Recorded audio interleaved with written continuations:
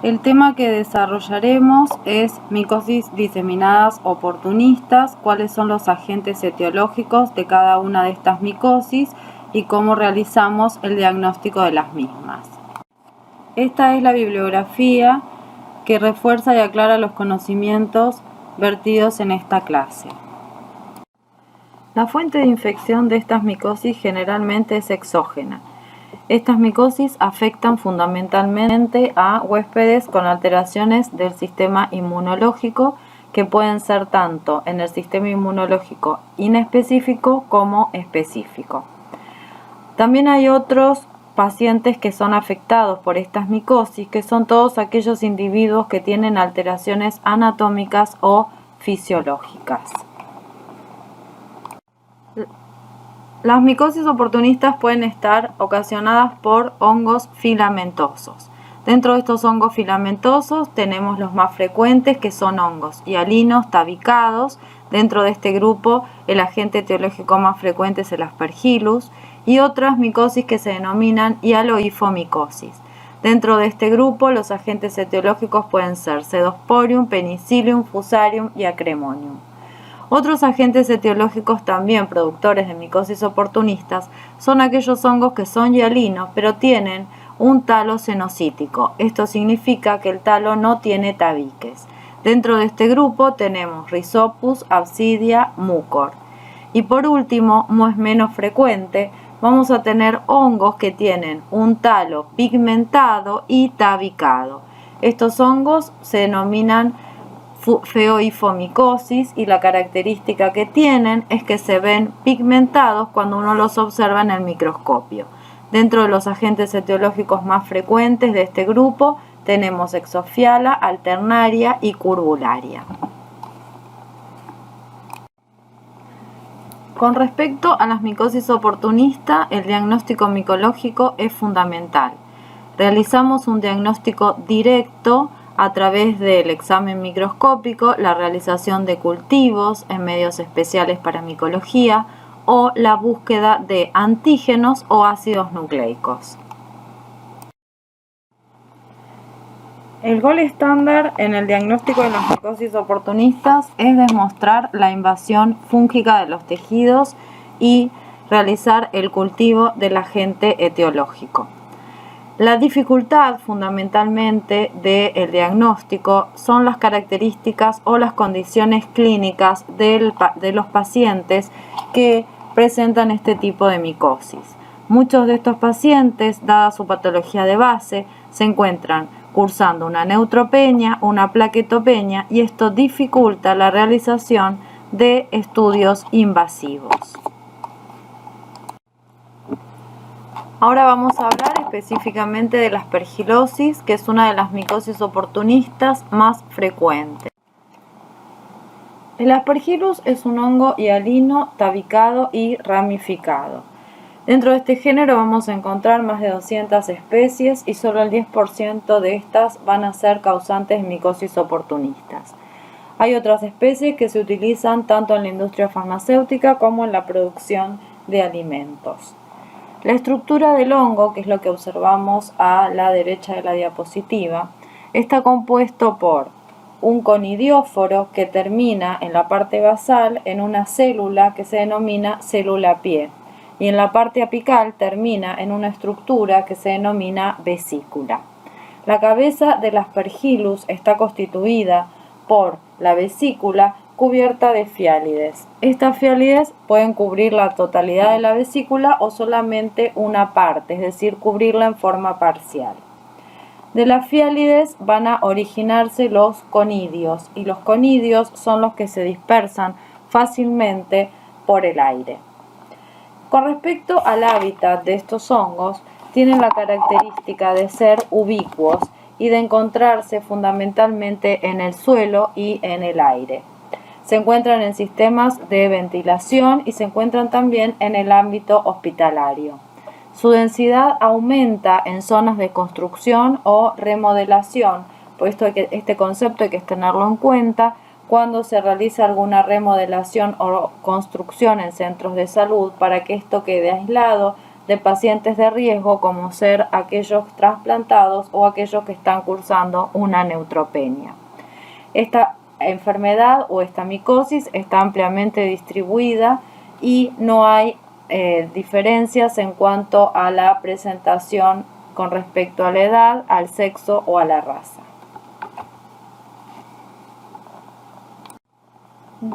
Dentro de las especies de importancia clínica vamos a encontrar la primera, que es Aspergillus fumigatus.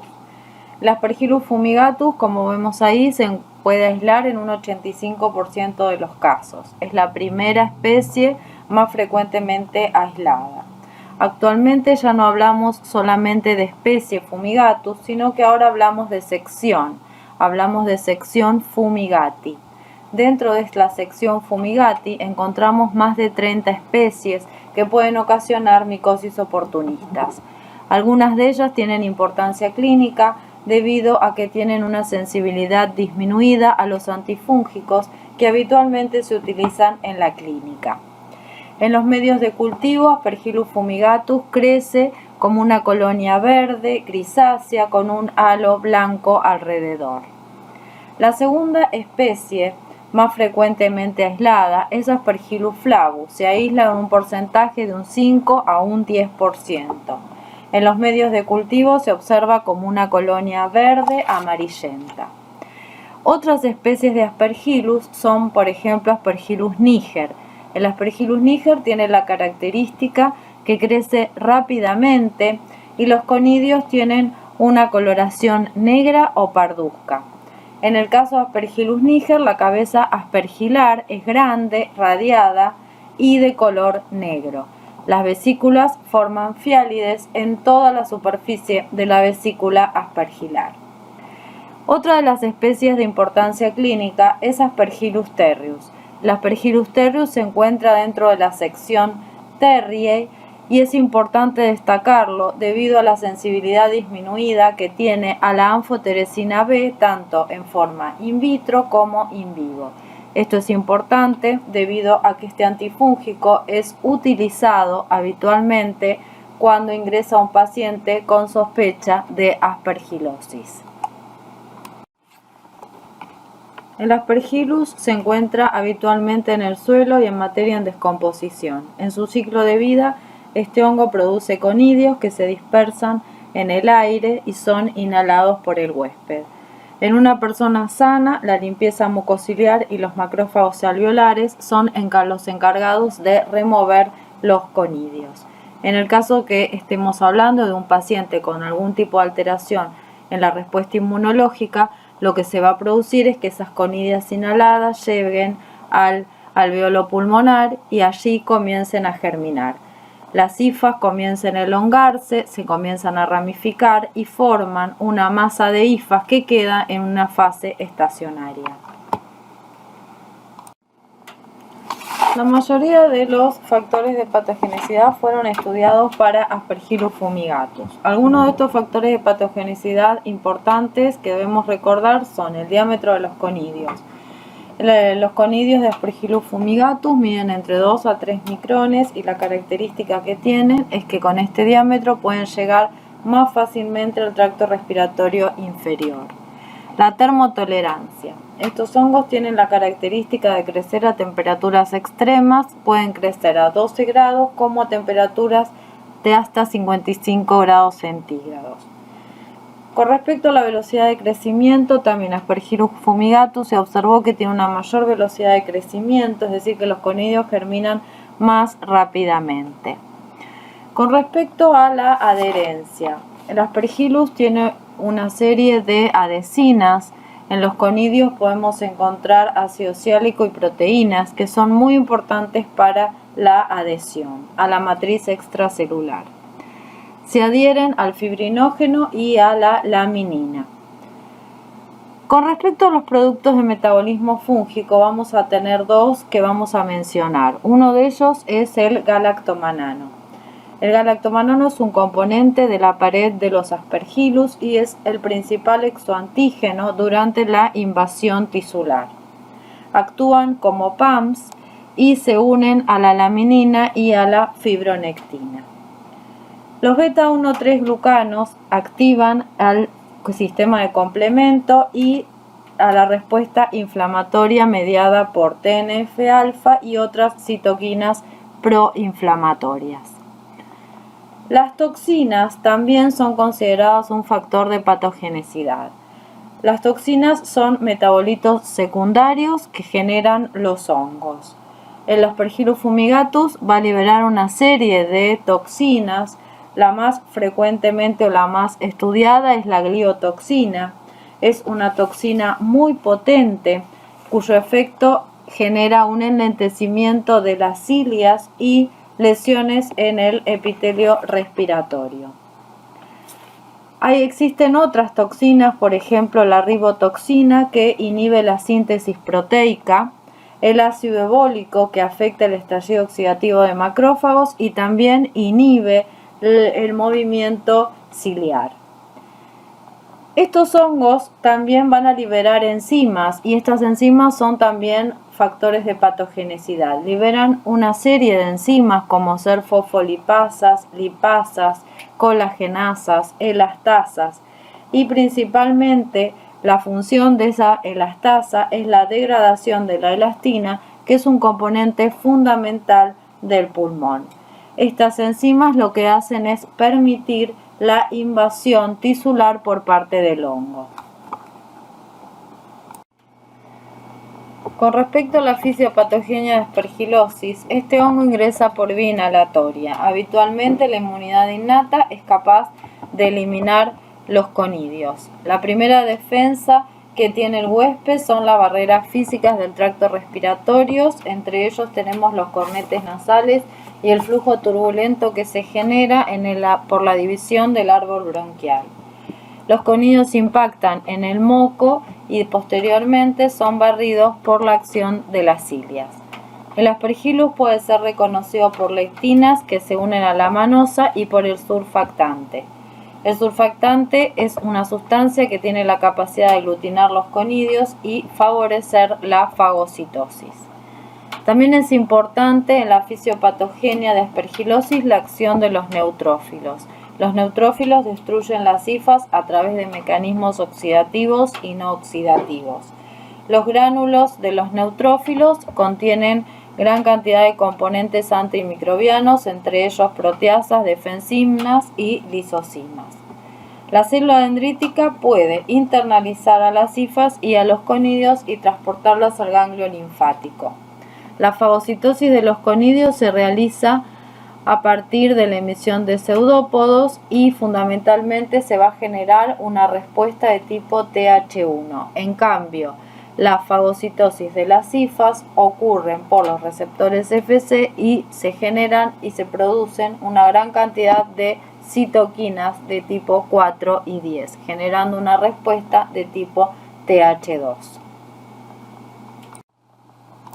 Las manifestaciones clínicas de aspergilosis van a depender de la respuesta inmunológica del huésped. En el caso de que el paciente presente una disfunción del sistema inmunológico, el hongo es capaz de invadir y producir dos cuadros clínicos que se denominan aspergilosis invasora aguda o aspergilosis semi-invasora. En el caso de que el paciente tenga una base atópica o alérgica y hay ya una hiperactividad del sistema inmunológico, se van a producir cuadros clínicos como la sinusitis alérgica o la aspergilosis broncopulmonar alérgica. Y en el medio vamos a encontrar un huésped que tiene un sistema inmunológico cuya función es normal. Sin embargo, se produce un cuadro clínico que es la aspergilosis intracavitaria. Estos pacientes presentan alteraciones de la citoarquitectura pulmonar. Presentan, por ejemplo, bullas o bronquiectasias, donde el hongo es capaz de germinar y producir una bola fúngica, dando origen a este cuadro clínico que se llama aspergilosis intracavitaria. Los factores predisponentes para la forma invasora de aspergilosis son las alteraciones cuali o cuantitativas de la fagocitosis. Entre ellas, el factor predisponente más importante es la neutropenia.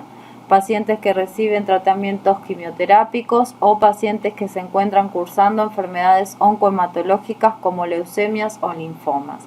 En estos pacientes la neutropenia suele ser prolongada y suele ser un factor predisponente importante para la forma de aspergilosis invasora. Otro factor predisponente es el trasplante, fundamentalmente el trasplante de pulmón. Los glucocorticoides también actúan como un factor predisponente debido a que ellos inhiben la acción anticonidio de los macrófagos, inhiben la activación de los polimorfonucleares e inhiben la producción de radicales libres. La forma semi-invasora se da en pacientes con antecedentes de enfermedad pulmonar obstructiva crónica, pacientes que reciben corticosteroides en forma prolongada y pacientes diabéticos. Vamos a ver que las formas generadas por hipersensibilidad se dan en pacientes con una base atópica, es decir, en pacientes alérgicos o pacientes asmáticos. Esto se da, recuerden, por una hiperreactividad del sistema inmunológico. Y los factores predisponentes para la forma intracavitaria son la presencia de alteraciones en la citoarquitectura pulmonar, es decir, cavidades preformadas. Estas cavidades pueden haber quedado luego de haber cursado una tuberculosis o por otras patologías como sarcoidosis o bronquiectasias, y también se puede dar la forma intracavitaria en los senos paranasales. Las formas clínicas de aspergilosis pueden ser sinusitis aspergilar, aspergilosis alérgica, aspergilosis broncopulmonar alérgica, aspergilosis intracavitaria, semi-invasora o necrotizante y la aspergilosis invasora. La sinusitis aspergilar es la infección fúngica de los senos paranasales.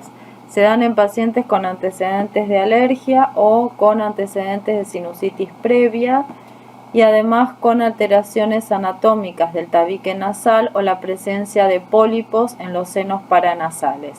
Estos últimos dos factores lo que hacen es dificultar la evacuación de las secreciones. El hongo ingresa por vía inhalatoria y permanece a nivel del seno paranasal. El paciente como sintomatología presenta rinorrea y cefalea. El diagnóstico se realiza habitualmente por radiografía del seno paranasal, donde se observa un seno paranasal opaco, a diferencia de un seno normal que se ve de color negro, es decir, aireado. La aspergilosis alérgica se divide en dos cuadros clínicos. El asma aspergilar, que se caracteriza porque se produce como consecuencia de la unión de la inmunoglobulina E específica con el hongo. Esto va a generar la degranulación de mastocitos. En estos pacientes presentan cuadros de broncoespasmo a repetición. El otro cuadro clínico es la aspergilosis broncopulmonar alérgica. Esta se produce como consecuencia de la inhalación de los conidios, es más frecuente en pacientes asmáticos o en pacientes con patología de base como la fibrosis quística. Se produce por un mecanismo de hipersensibilidad tipo 1 mediado por IgE y por un mecanismo de hipersensibilidad de tipo 3 mediado por inmunoglobulina G. El hongo crece sobre las células de la mucosa sin ser destruido por los monocitos y los eosinófilos. En un primer momento, estos pacientes presentan tos, fiebre, expectoración y dolor a nivel pleural. En la radiografía de tórax se puede observar la presencia de infiltrados en los campos medios y campos superiores. La característica que tiene este cuadro clínico es que estas imágenes radiológicas son migratrices y a veces a lo largo del tiempo estos pacientes también pueden presentar cuadros de broncoespasmo a repetición. En esta imagen podemos observar una radiografía de tórax en la cual en la primera imagen, marcada con una flecha, se observa un infiltrado en el campo medio y en la otra radiografía se observa una restitución ad integrum, es decir, no observamos ningún tipo de lesión a nivel pulmonar. Esto habla de imágenes migratrices o que se resuelven espontáneamente. Esto es característico de la forma clínica del asma broncopulmonar alérgico. En estas imágenes volvemos a observar cómo se cambian de localización los infiltrados pulmonares.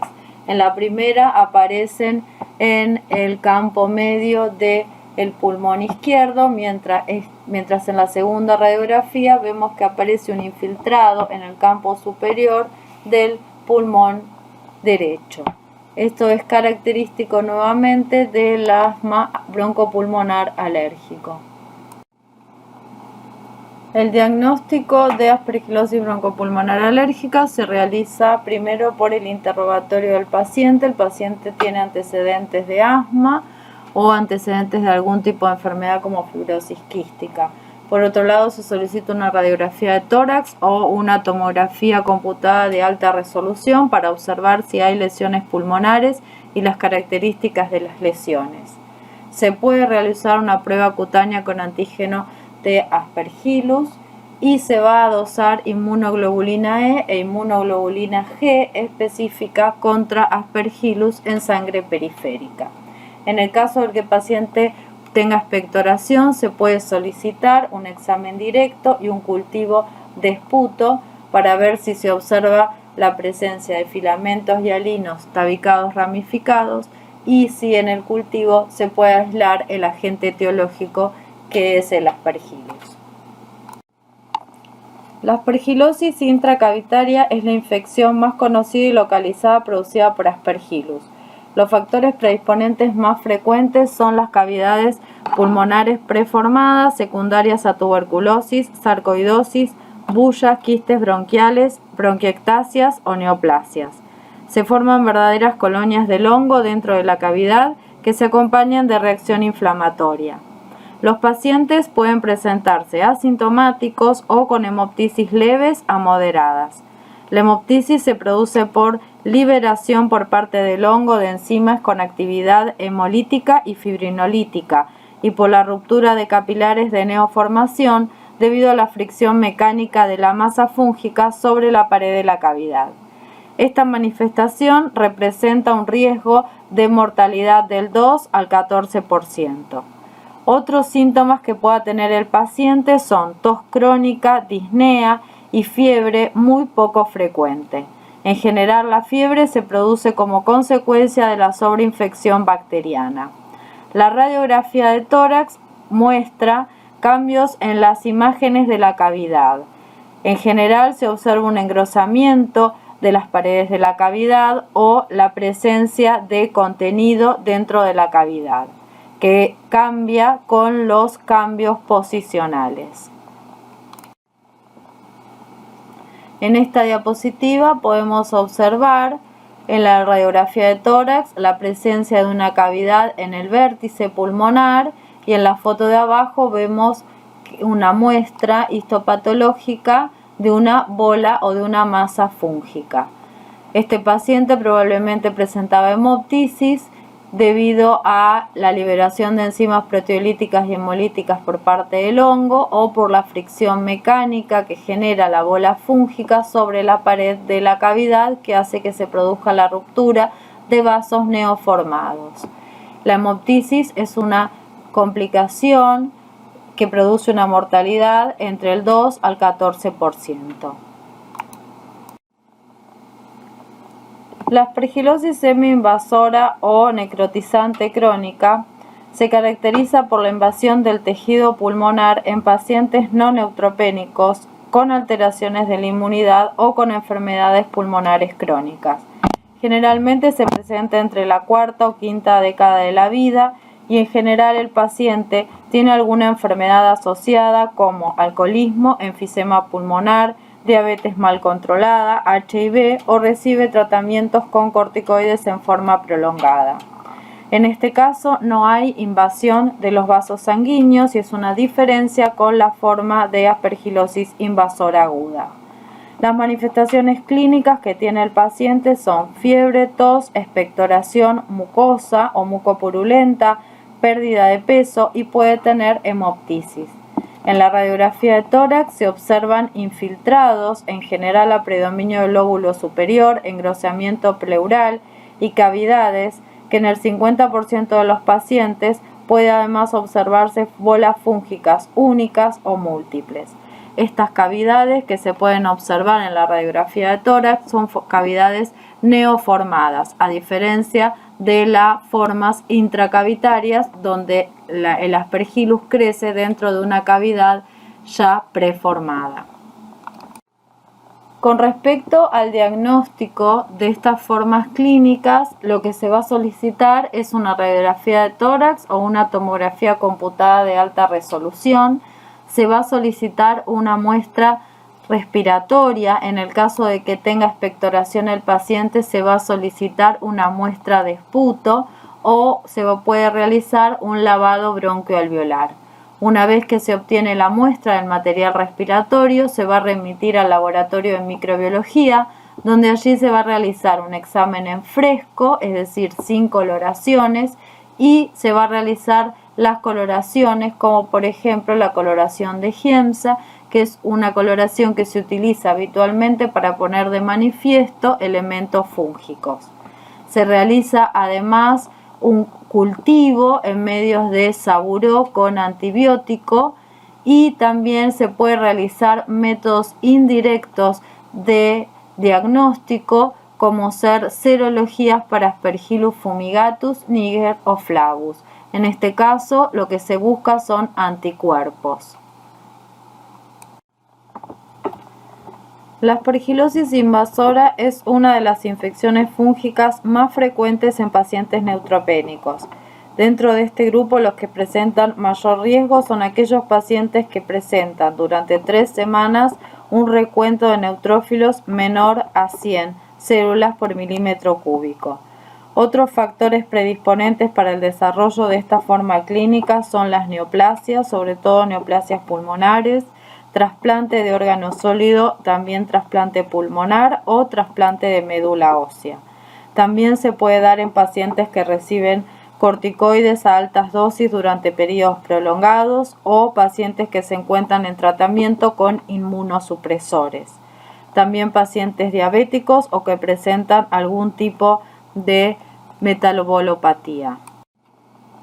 Con respecto a la aspergillosis invasora, las alteraciones cual y cuantitativas de las células fagocíticas permiten el desarrollo de la fase vegetativa de Aspergillus. Este hongo puede diseminarse hacia otros órganos por vía hemática. El hongo tiene la capacidad de invadir los vasos sanguíneos. Esto se da en pacientes neutropénicos, debido a que en ese caso los neutrófilos no son capaces de eliminar a las hifas y por lo tanto de frenar el crecimiento del hongo.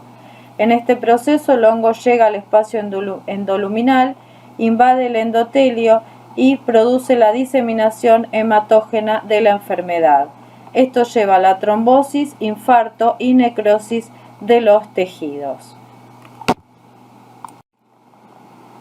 Las manifestaciones de la aspergillosis invasora son inespecíficas. El paciente puede presentar síntomas respiratorios como dolor torácico, disnea o falta de aire, tos, expectoración, mucopurulenta o hemoptisis.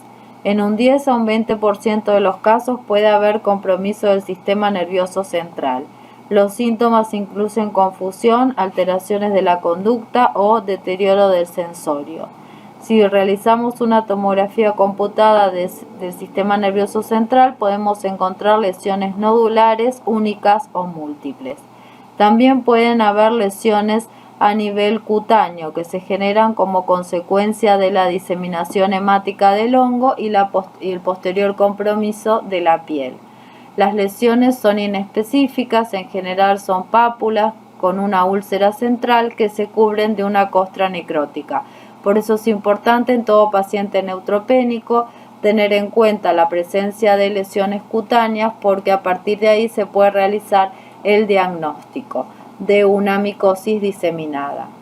Hay que tener en cuenta que estos pacientes que cursan este tipo de micosis oportunista son pacientes de riesgo y muchas veces el diagnóstico es difícil de realizar debido a que estos pacientes no pueden ser sometidos a estudios invasivos porque cursan con neutropenia, plaquetopenia y muchas veces alteraciones de los factores de la coagulación. Con respecto al diagnóstico, las muestras son muy importantes. Las muestras válidas para el diagnóstico de las diferentes formas de aspergilosis son esputo, lavado bronquialveolar, biopsias y exudados. Todas las muestras obtenidas por biopsia o por punción deben ser separadas en dos partes iguales. Una debe ser colocada en un recipiente estéril con o sin solución fisiológica para el examen microbiológico, y la otra porción puede colocarse con formol para realizar los estudios histopatológicos. En el caso de que se tomen líquidos de punción, deben ser colocados con anticoagulantes, porque si se forma el coágulo de fibrina, allí quedan atrapados los elementos fúngicos. Los hemocultivos no son útiles para el diagnóstico de aspergilosis debido a que su sensibilidad es muy baja. Habitualmente es menor al 10%. Las muestras más frecuentemente utilizadas son el esputo para la forma necrotizante crónica, para la aspergilosis intracavitaria y para la aspergilosis broncopulmonar o alérgica, o el lavado bronquialveolar para los pacientes en donde hay sospecha de aspergilosis invasora y en las diferentes formas de aspergilosis. Una vez que se toma la muestra, se realiza el examen microscópico directo. Es el método más rápido para la detección de estructuras fúngicas. Se puede hacer en estado fresco o con coloraciones como Giemsa o Grocott, que permite observar filamentos tabicados y alinos ramificados en forma dicotómica. Además, se realiza el cultivo. De esta manera se realiza el diagnóstico definitivo, debido a que está basado en el aislamiento y en la identificación del hongo a partir de las muestras clínicas. Los medios utilizados en micología son medios de Saburó o de Lactrimel con el agregado de antibióticos. La sensibilidad del cultivo varía de un 50 a un 80% y es menor en aquellos pacientes que son inmunosuprimidos. El desarrollo de Aspergillus en los medios de cultivo debe interpretarse con cuidado. Algunas veces puede deberse a contaminantes ambientales, es decir, para que uno pueda informar el aislamiento de este hongo, este debe crecer en varios tubos y como monoflora. Y además ayuda a la interpretación la observación en el examen directo de filamentos y alinos tabicados y ramificados. Con respecto a la detección de antígenos, estos métodos son muy útiles en el diagnóstico y en el seguimiento de pacientes críticos, febriles, que presentan hemocultivos negativos y que tienen factores de riesgo para desarrollar una infección fúngica invasora. En los últimos años se han utilizado técnicas de aglutinación o de ELISA para la detección de diferentes compuestos del hongo, como por ejemplo la presencia de galactomananos o glucanos. El diagnóstico precoz de la aspergilosis invasora es fundamental para poder tratar al paciente y de esta forma disminuir la mortalidad. En el caso del examen microscópico directo, lo que podemos observar, como vemos en la diapositiva, son hifas o filamentos y alinos tabicados con una división dicotómica. Esto es característico de aspergilosis. En este caso vemos en lo cultivo cómo se desarrolla en toda la placa. En general, a partir de la observación macroscópica podemos ayudar a la identificación de la especie fúngica, es decir, si se trata de un Aspergillus fumigatus, un Aspergillus flavus, un Aspergillus niger, y también a partir de la observación microscópica del cultivo podemos llegar a la identificación del hongo y muchas veces de la especie. Como vemos acá, la sensibilidad del hemocultivo es muy baja, es del 10%, y habitualmente entonces no es una muestra útil en el caso de la sospecha de una aspergilosis. En el caso de la aspergilosis invasora, como ya dijimos en las diapositivas anteriores, es fundamental realizar un diagnóstico rápido para poder instaurar el tratamiento antifúngico correspondiente, ya que se trata de pacientes que están en una situación grave de acuerdo a su condición clínica. El diagnóstico, como siempre, vamos a obtener las muestras de esputo, lavado bronquialveolar, biopsias o punciones. El hemocultivo nos sirve porque su sensibilidad es baja. A partir de esa muestra se realiza el examen directo y el cultivo, y una parte de la muestra va a ser colocada en formol para enviar para realizar estudios de histopatología.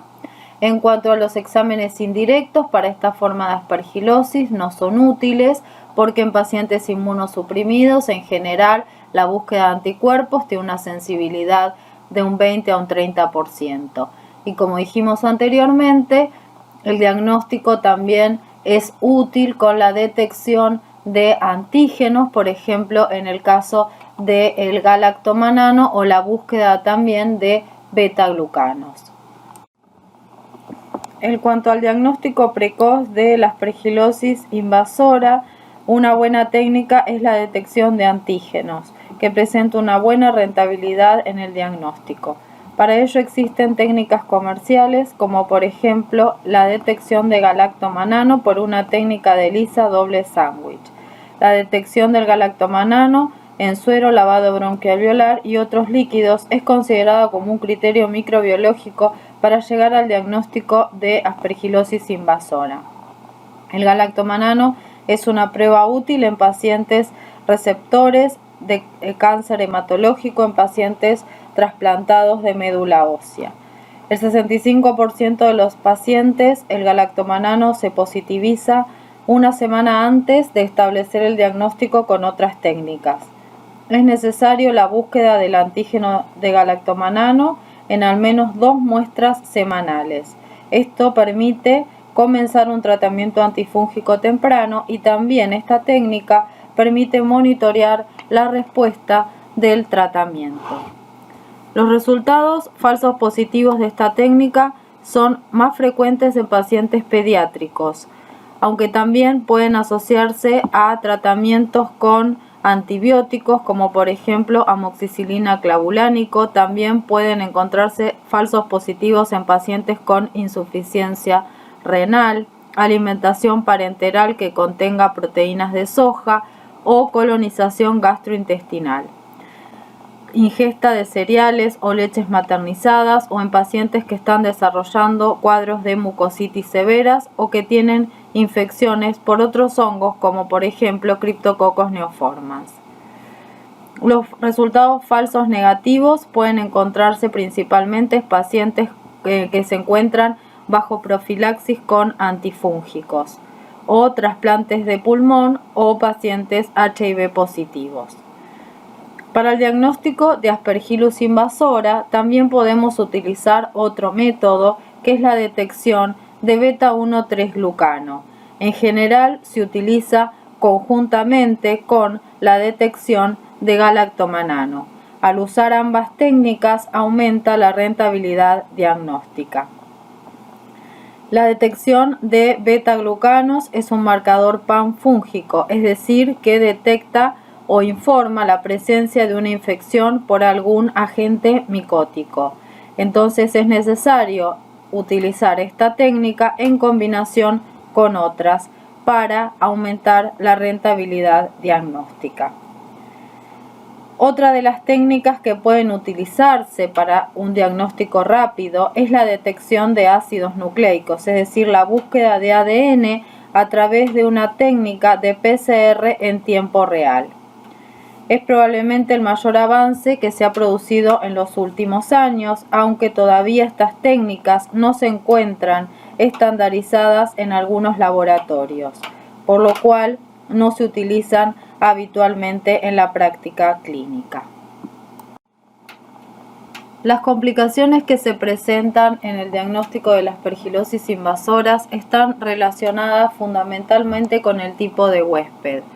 En estos pacientes son en general pacientes que tienen una inmunosupresión severa, con lo cual es dificultoso muchas veces realizar una toma de muestra a partir de estudios invasivos. Por otro lado, estos pacientes, al presentar inmunosupresión severa, tienen poca capacidad de producir una respuesta inflamatoria, por lo que los signos y síntomas en estos casos son escasos o incluso pueden ser asintomáticos. Muchas veces el rendimiento de las muestras, como el lavado bronquialveolar, es escaso.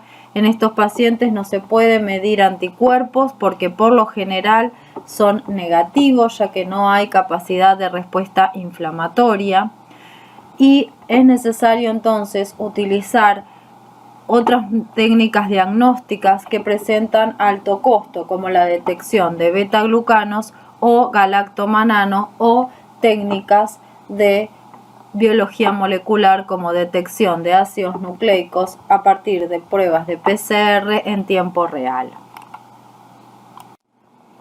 Con respecto a la prevención y el control epidemiológico, es el primer paso para disminuir la incidencia de las infecciones por Aspergillus. La eliminación de los conidios es importante y preocupante en el ámbito hospitalario. La concentración de los conidios se eleva cuando se realizan obras de remodelación o construcción, ya que se realizan una gran cantidad de esporas que pueden ser inhaladas por pacientes que tienen factores de riesgo. Es muy bien conocida la asociación entre construcciones en los hospitales y el desarrollo de aspergilosis nosocomiales. Otro tema importante es el mantenimiento y la limpieza de los filtros y conductos de aire, ya que estos serían colonizados por hongos ambientales y también sería riesgoso exponer a pacientes inmunosuprimidos a cualquiera de estos agentes fúngicos.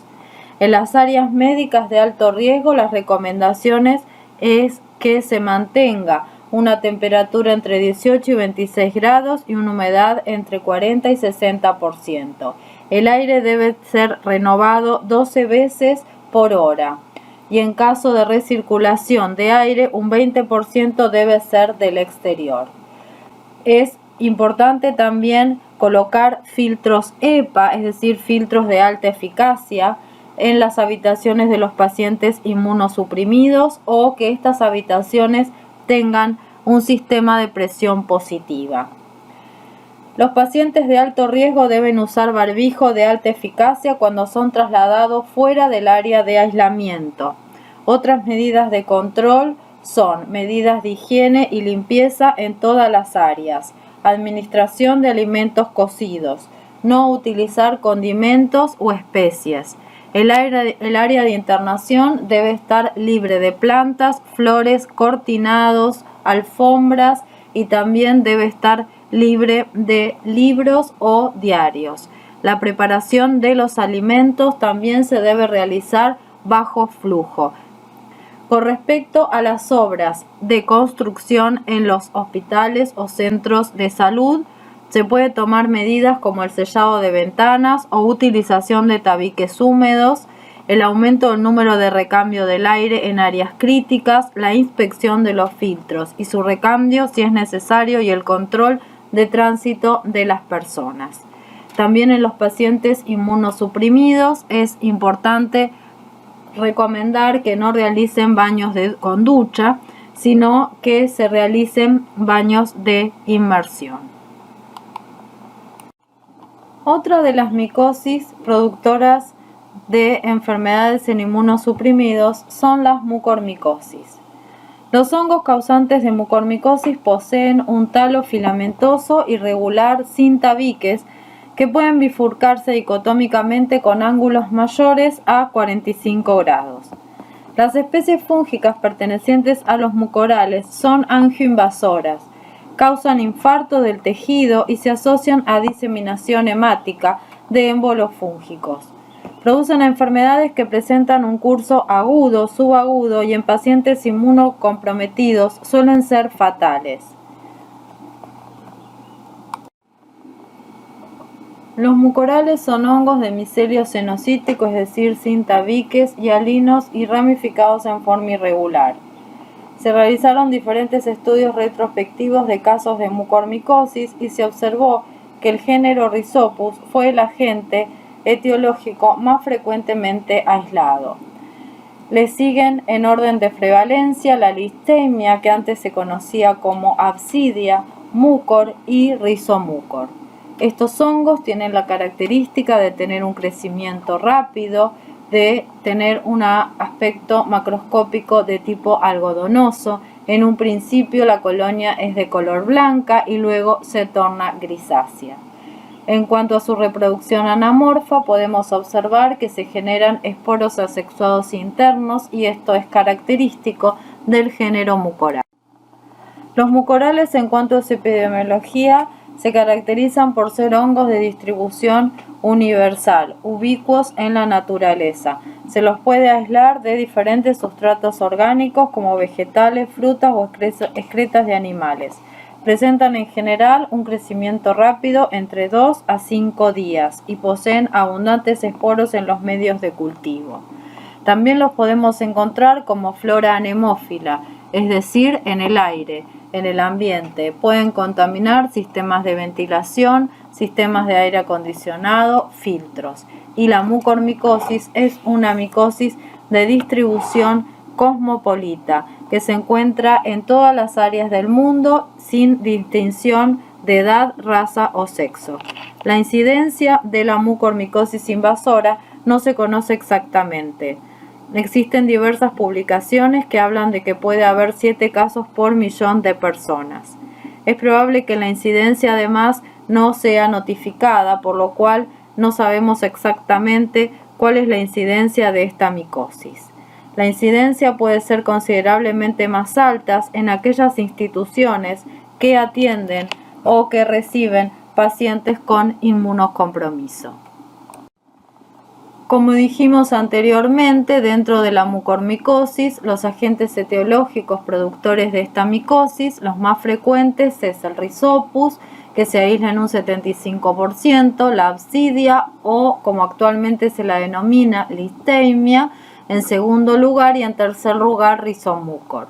Con un aislamiento menos frecuente podemos encontrar otros mucorales como el Mucor, Cuningamela, Morteriella, Saxenaea. Las vías de infección de las mucormicosis, la más frecuente es la vía inhalatoria, es decir, que el hongo ingresa al aparato respiratorio a partir de la inhalación de los conidios o de las esporas. Esto genera el cuadro clínico de mucormicosis pulmonar. La otra forma clínica es la mucormicosis rinosinusal. Otra de las formas de ingreso puede ser a partir de la contaminación de superficies expuestas con flora anemófila. Esto se da, por ejemplo, en pacientes quemados o puede producirse como consecuencia de la contaminación de telas adhesivas o de gasas en actos quirúrgicos, o puede también producirse a partir de la contaminación de prótesis o de catéteres. La forma menos frecuente de ingreso al huésped de este hongo es la vía digestiva. En estos casos se puede producir o se ha observado casos en pacientes que presentan una malnutrición extrema o en pacientes con insuficiencia renal crónica.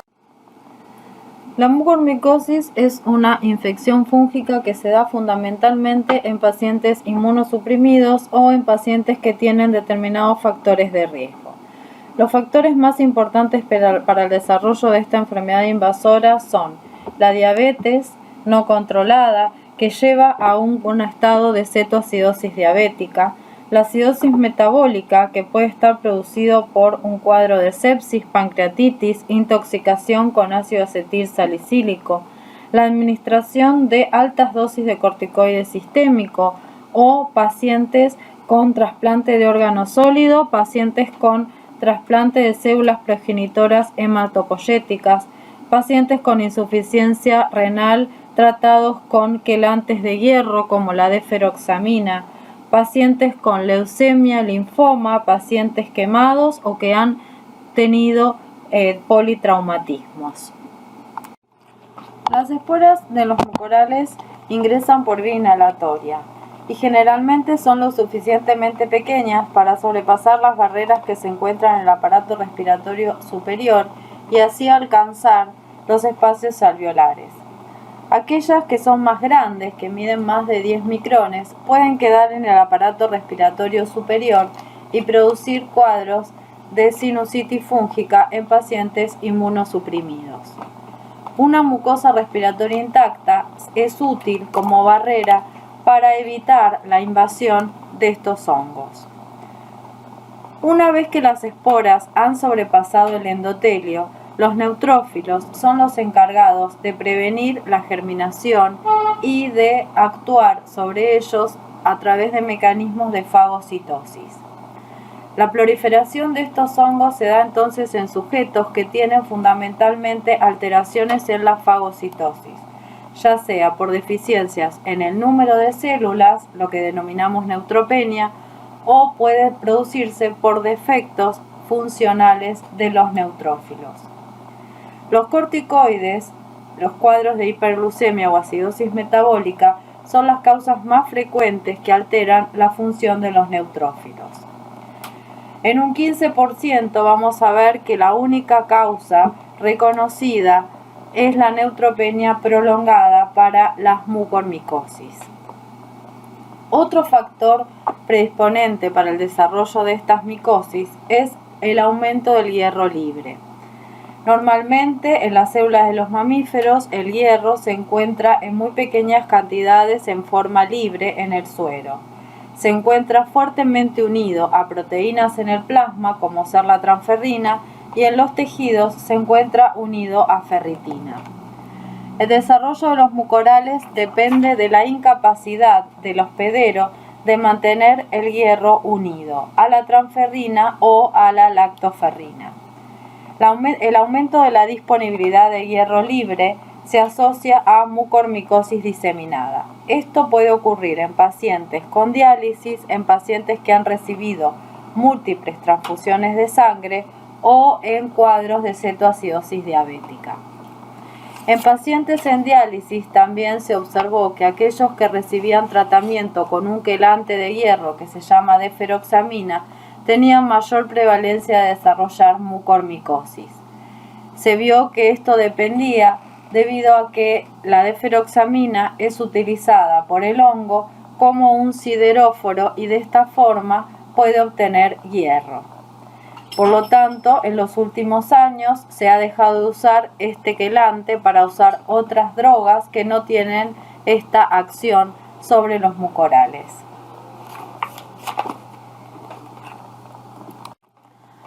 En esta diapositiva vemos en la imagen izquierda lo que ocurre en un huésped normal. En la parte superior vemos cómo el hierro se encuentra unido a la transferrina en el suero. Y en la parte inferior vemos cómo el hierro en ese caso se encuentra unido a la ferritina.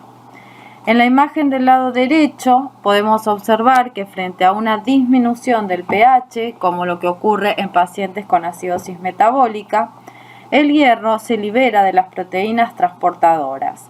De esa manera aumenta la concentración de hierro libre y es utilizado por estos hongos para su crecimiento, desarrollo y esto le permite la invasión tisular. A nivel de los vasos sanguíneos lo que va a producir es la formación de trombos y necrosis.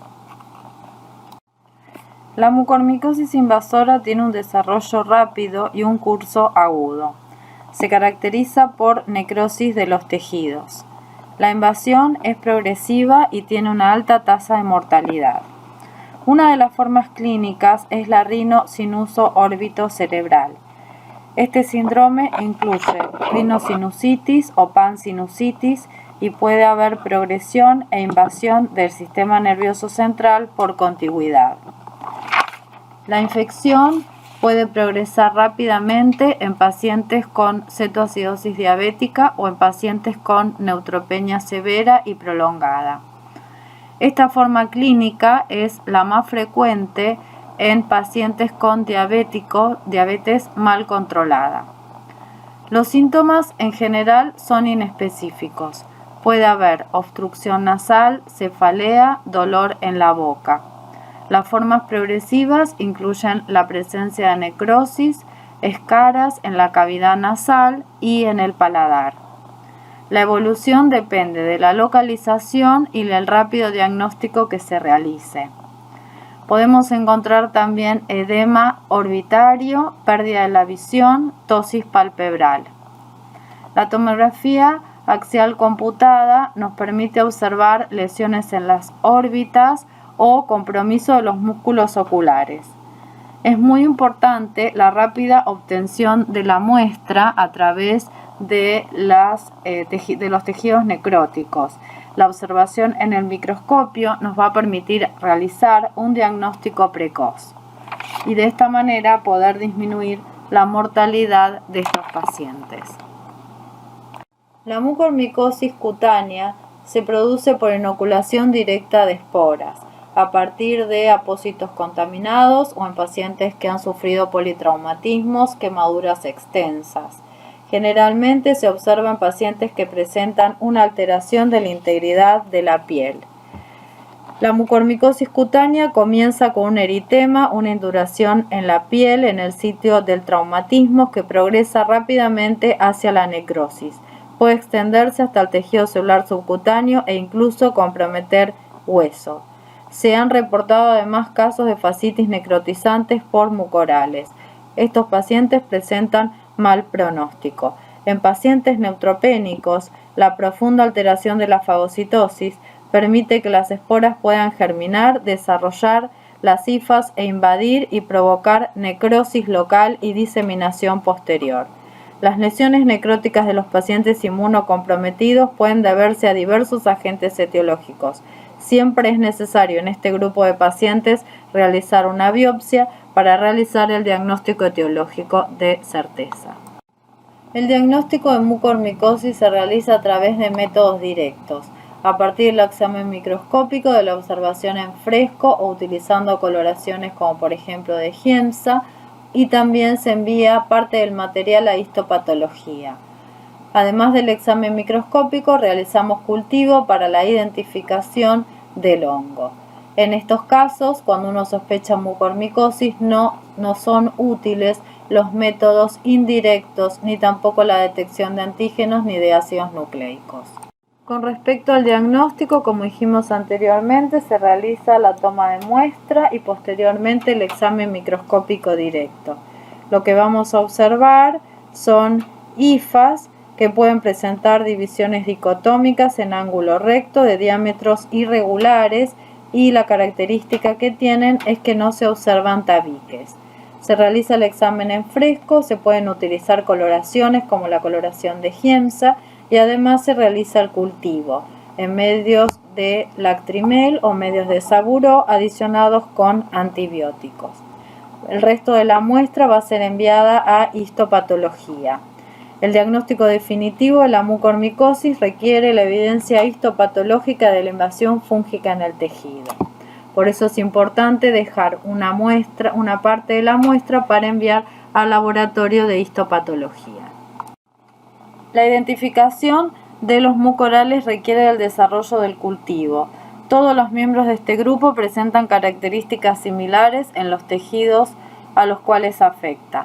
Los medios de cultivo empleados son agar saburó con antibiótico o agar infusión cerebro-corazón con antibiótico. Se incuban a 28-37 grados durante 2 a 4 semanas.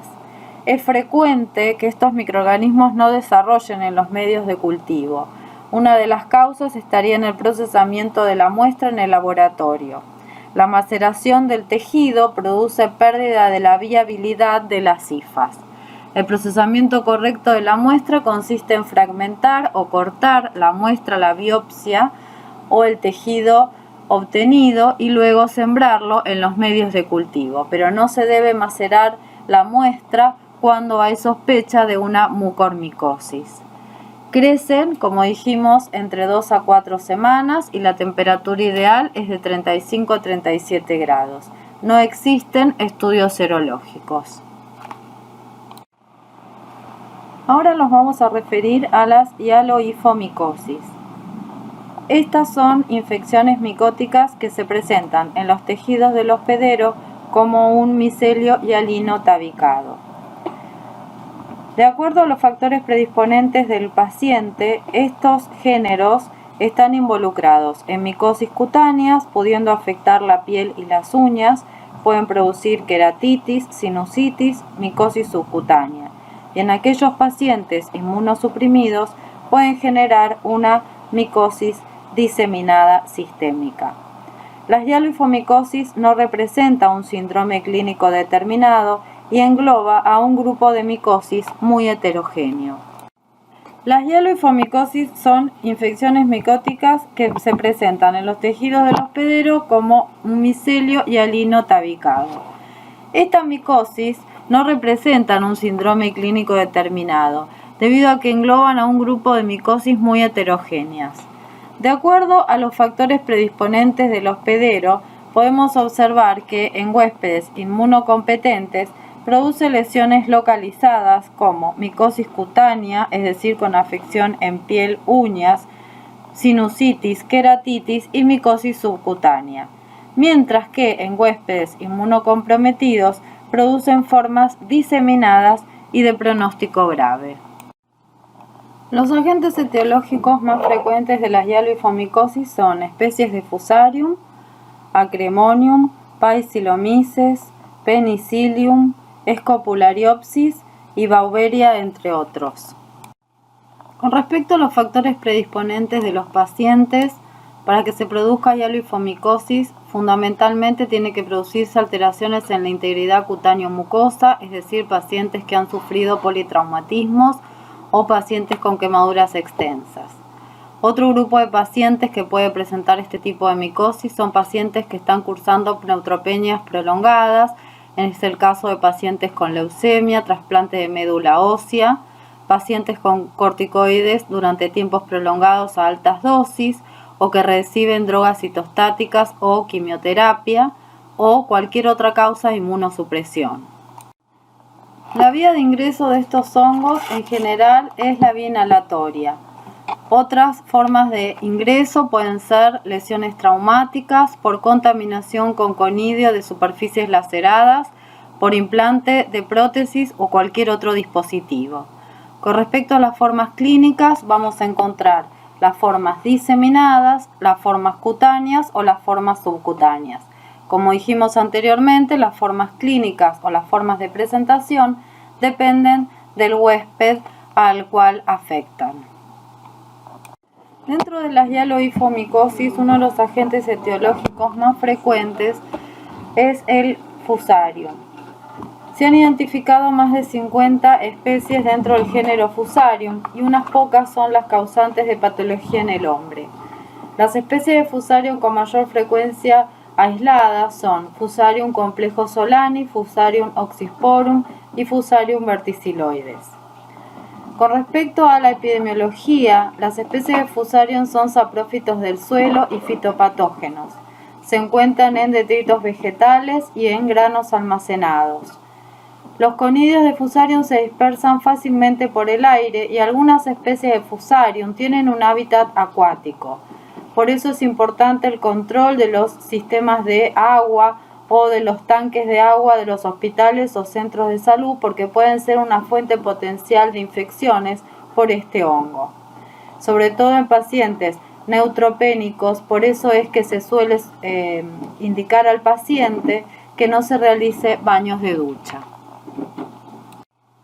Con respecto a la epidemiología, ya lo dijimos anteriormente, pero volvemos a remarcar que el posible contagio es a partir de la colonización en el ambiente hospitalario, que se han observado brotes de infección intrahospitalario por contaminación de depósitos de agua, de caños de agua, de tanques de agua, y además es muy importante evitar las duchas en los pacientes neutropénicos porque favorecen la aerosolización del hongo. Otro tema importante es el paciente que va a cursar una neutropenia, debe realizarse un examen clínico completo, porque a partir de la aportación en una uña puede producirse la diseminación en este grupo de pacientes neutropénicos. Otro tema importante en cuanto a la epidemiología es, como vimos, Fusarium también puede contaminar o puede encontrarse en granos almacenados. En los granos almacenados, algunas de estas especies son capaces de producir toxinas. El consumo de estas toxinas que contaminan los granos pueden llevar a enfermedades e incluso hasta la muerte, y esto se denomina micotoxicosis. Las especies de Fusarium poseen varios factores de virulencia, entre los que podemos mencionar la producción de micotoxinas. Las micotoxinas son toxinas o metabolitos secundarios del hongo que actúan deprimiendo la inmunidad humoral celular y causan daño tisular. Otro factor de virulencia es la capacidad que tiene este hongo de adherirse a material protésico, por ejemplo, lentes de contacto, catéteres u otros dispositivos.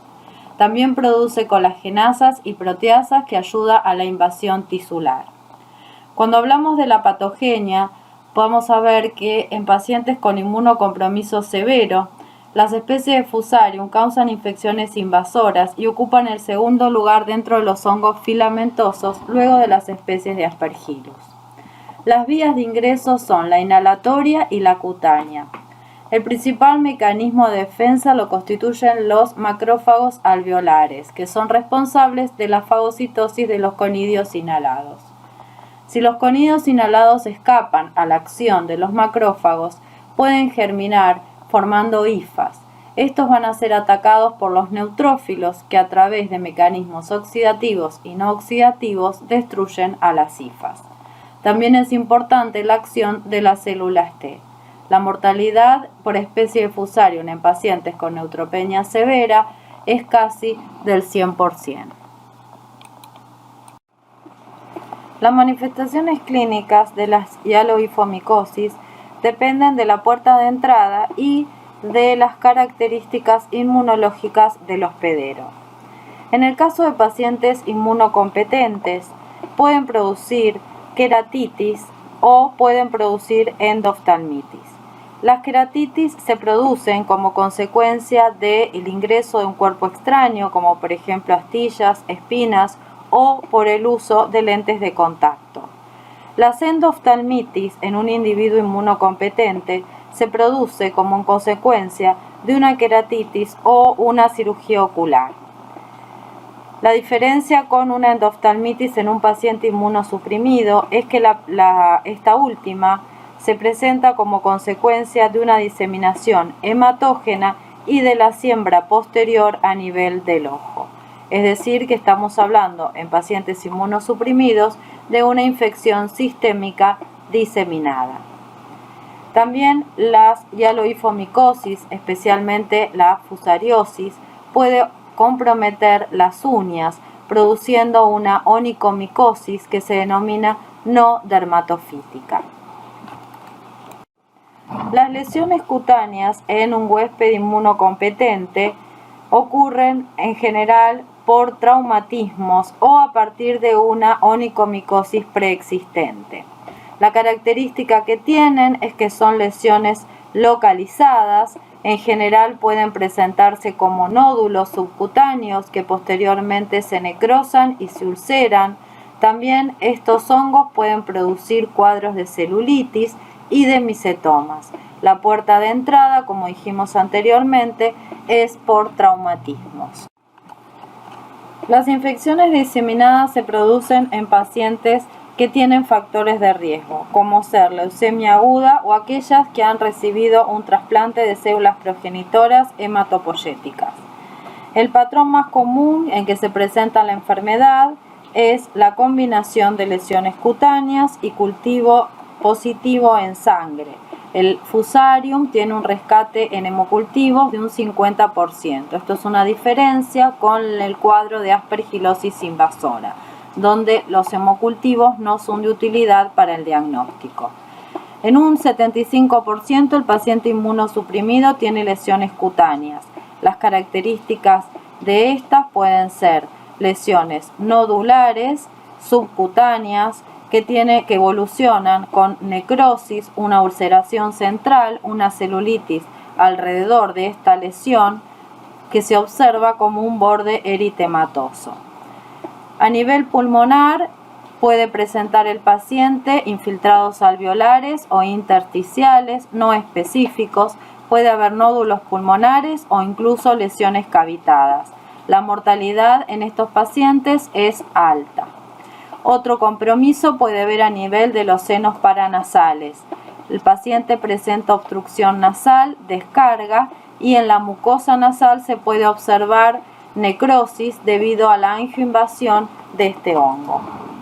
También puede haber compromiso del ojo, puede presentarse endoftalmitis, y esto se debe a la diseminación hematógena y a la siembra en el ojo de este hongo. El diagnóstico micológico se realiza a partir de la toma de muestra. Las muestras son obtenidas dependiendo del órgano afectado. Las muestras pueden ser escarificación cutánea, biopsia de tejido, punción de lesiones cutáneas, muestras de uñas obtenidas por raspado, hemocultivos y materiales respiratorios como lavado bronquialveolar y biopsias pulmonares. Los hemocultivos son positivos en el 50% de los casos en las formas diseminadas de fusariosis. Esto es una diferencia con aspergilosis invasora y mucormicosis. Los hemocultivos no son útiles por tener un bajo rescate. Muchas veces el hemocultivo puede ser el único y el primer hallazgo positivo. La alta frecuencia de hemocultivos positivos se debe a la producción de un gran número de propágulos adventicios, que son estructuras tipo levaduriformes que libera el hongo en los tejidos y favorece su diseminación y crecimiento en los hemocultivos. Esta característica no es propia de Fusarium, también la comparte con otros hongos productores de hialoifomicosis como Acremonium o Paecilomyces. Una vez que se realiza la toma de muestra, se va a realizar el examen microscópico directo, sin coloraciones, es decir, en fresco. Se pueden observar hifas, hialinas tabicadas y ramificadas. También pueden realizar coloraciones con Giemsa. La otra parte del diagnóstico se va a realizar a través del cultivo de la muestra. Se va a colocar la muestra clínica en medios de cultivo como agar saburó con antibiótico y se las va a incubar a 28 y a 37 grados centígrados. Posteriormente se va a observar al microscopio las características microscópicas para poder realizar la identificación de género y especie. La prevención para evitar estas micosis es fundamental. En primer lugar, tendríamos que hacer vigilancia y tratamiento de cualquier lesión en piel o en uñas que aparezca en pacientes que van a estar sometidos a trasplantes o a tratamientos inmunosupresores. El uso de aire filtrados en pacientes hospitalizados con factores de riesgo es otro punto muy importante. Evitar los baños con duchas de pacientes con causas predisponentes. Otras medidas de control son medidas de higiene en todas las áreas donde se encuentren pacientes inmunosuprimidos. El paciente no debe consumir alimentos crudos, no debe utilizar condimentos, especias. Las áreas de internación deben estar libres de flores, plantas, diarios y revistas. Y el paciente de alto riesgo, el paciente neutropénico, debe, cuando se realiza un estudio, colocarse barbijos de alta eficacia, es decir, cuando sale del área de aislamiento. De esta forma se pueden prevenir las micosis diseminadas oportunistas.